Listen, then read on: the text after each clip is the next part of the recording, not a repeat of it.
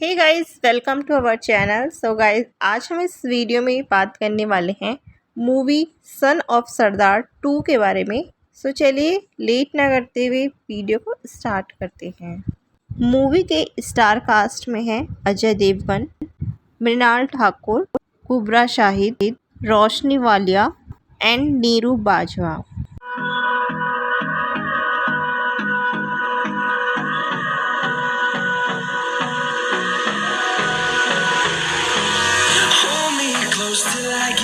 सो guys, इसे लेकर आप लोगों की क्या राय है, कमेंट करके आप लोग अपनी राय शेयर कर सकते हैं।